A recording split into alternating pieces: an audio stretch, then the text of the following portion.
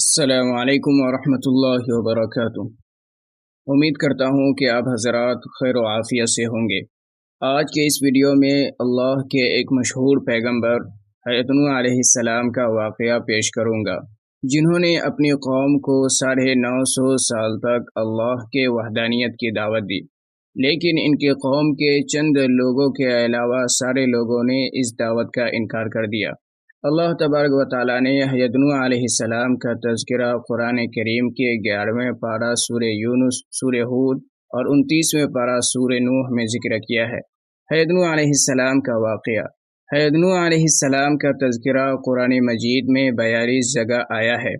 حضرت آدم علیہ السلام کی اولاد دنیا میں خوب بڑھی، آہستہ آہستہ یہ خدا کو بھولتے گئے جس نے اسے پیدا کیا تھا اور جو ان کا پالنے والا تھا، اور شیطان کے بہکاوے میں آنے لگے جس نے حضرت آدم علیہ السلام کو جنت سے نکلوا دیا تھا۔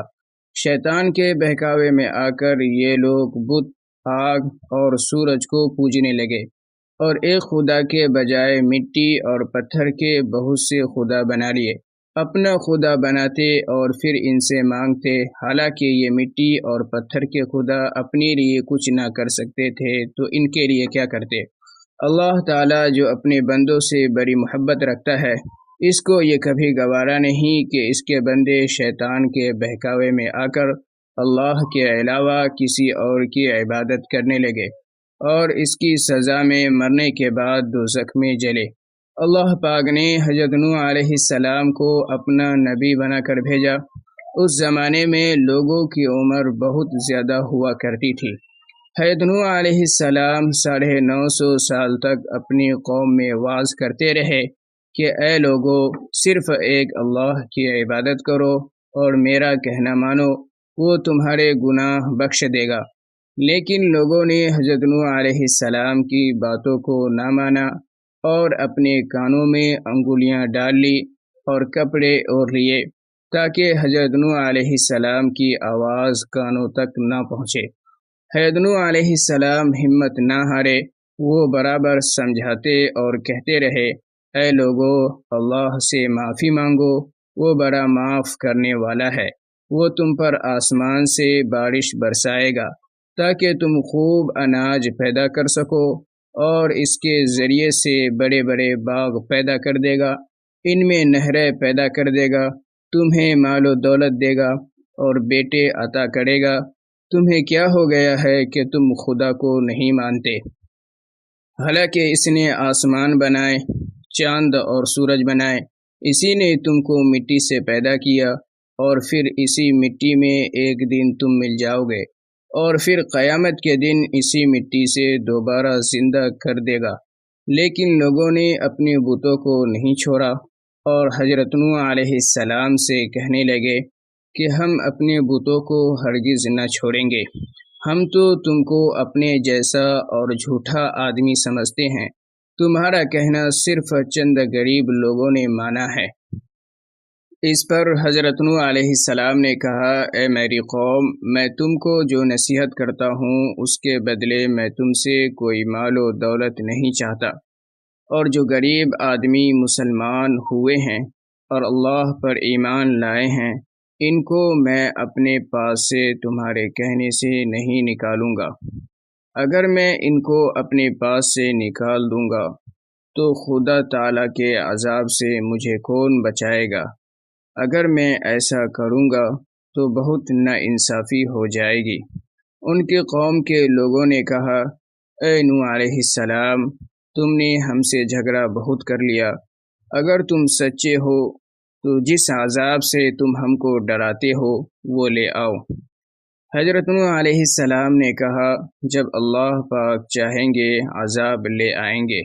اللہ تعالیٰ نے حضرت نوح علیہ السلام کو وحی کے ذریعے سے حکم بھیجا کہ تمہاری قوم میں جو لوگ ایمان لا چکے ہیں ان کے علاوہ اور کوئی ایمان نہیں لائے گا۔ تم غم نہ کرو، ایک کشتی بناؤ۔ حضرت نوح علیہ السلام نے خدا کے حکم کے مطابق کشتی بنانی شروع کی۔ تو جب حضرت نوح علیہ السلام کے قوم کے سردار نوح علیہ السلام کے پاس سے گزرتے تو ان کو کشتی بناتے ہوئے دیکھتے تو ان کا مذاق اڑاتے۔ حضرت نوح علیہ السلام ان کے مذاق اڑانے کے جواب میں کہتے، آج مذاق اڑا لو، کل جب تمہارے اوپر عذاب آئے گا تو اس وقت تمہیں اللہ کے عذاب سے کون بچائے گا؟ آخر اللہ تعالیٰ کا عذاب اس کے وعدے کے مطابق آیا، زمین سے پانی نکلنا شروع ہوا اور آسمان سے بارش آنی شروع ہوئی۔ اللہ تعالیٰ نے حضرت نوح علیہ السلام کو حکم دیا کہ سب جانوروں کا ایک ایک جوڑا کشتی میں سوار کر لو، اور جو لوگ تمہارے اوپر ایمان لائے ہیں یعنی مسلمان ہو گئے ہیں ان کو سوار کر لو۔ نوح علیہ السلام نے اس کشتی میں سوار ہونے والوں سے کہا کہ اللہ تعالیٰ کا نام لے کر اس کشتی میں سوار ہو جاؤ، کیونکہ اس کا چلنا اور ٹھہرنا اسی کے ہاتھ میں ہے۔ اللہ تعالیٰ بڑا بخشنے والا، رحم کرنے والا، مہربان ہے۔ جب کشتی ان سب کو لے کر لہروں میں چلنے لگی تو اس وقت حضرت نوح علیہ السلام نے اپنے بیٹے سے کہا، اے بیٹا، ہمارے ساتھ کشتی میں سوار ہو جاؤ اور کافروں کے ساتھ مت جاؤ۔ اس نے کہا، میں کسی پہاڑ پر چڑھ جاؤں گا اور وہ مجھے پانی سے بچا لے گا۔ نوح علیہ السلام نے کہا، آج خدا کے عذاب سے سوائے خدا کے کوئی بچانے والا نہیں۔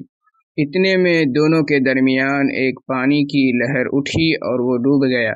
پھر خدا نے زمین کو حکم دیا کہ اپنا پانی نگل جا، اور آسمان کو بھی حکم دیا کہ پانی برسانا بند کر دے، یہاں تک کہ پانی ختم ہو گیا اور تمام کافر دنیا میں ختم کر دیے گئے۔ نوح علیہ السلام کی کشتی جودی پہاڑ پر ٹھہری۔ حضرت نوح علیہ السلام نے اپنے پروردگار سے عرض کیا، اے میرے پروردگار، میرا بیٹا بھی میرے گھر والوں میں سے ہیں اور آپ کا وعدہ سچا ہے۔ یعنی حضرت نوح علیہ السلام کا مطلب تھا کہ اے اللہ تعالیٰ، آپ نے وعدہ فرمایا تھا کہ تیرے گھر والوں کو اس طوفان سے بچا لوں گا، پھر میرا بیٹا کیوں ڈوب گیا؟ تو خداوند تعالیٰ نے فرمایا، اے نوح، تیرا بیٹا تیرے گھر والوں میں سے نہیں تھا، کیونکہ اس کے عمل اچھے نہیں تھے۔ میں تجھ کو نصیحت کرتا ہوں کہ ایسی بات نہ کر جو تیرے علم میں نہیں۔ حضرت نوح علیہ السلام نے اللہ پاک سے توبہ کی اور اپنی کہی ہوئی باتوں پر معافی مانگی۔ اللہ پاک نے ان کو معاف کر دیا اور حکم دیا، لو ہماری طرف سے سلامتی اور برکتوں کے ساتھ اتر جاؤ۔ اس کے بعد حضرت نوح علیہ السلام کی امت سے دنیا بسی اور آہستہ آہستہ ان کے بال بچے آباد ہوتے گئے۔ یہ سب لوگ خدا تعالیٰ کی اطاعت و فرما برداری کرتے رہے۔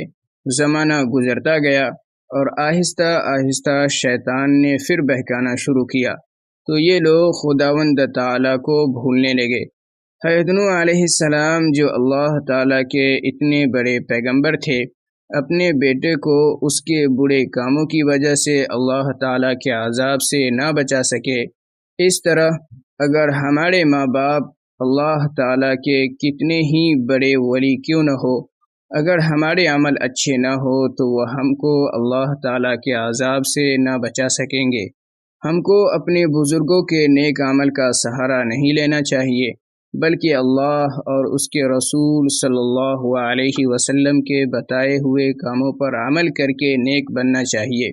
اسی وجہ سے اللہ تعالیٰ نے قرآن مجید میں کہا کہ اگر تم ایک ذرہ برابر بھی نیکی کرو گے تو اس کا بدلہ ہم تم کو دیں گے، اور اگر ایک ذرہ برابر بھی برا عمل کرو گے تو وہ بھی تمہارے سامنے آ جائے گا۔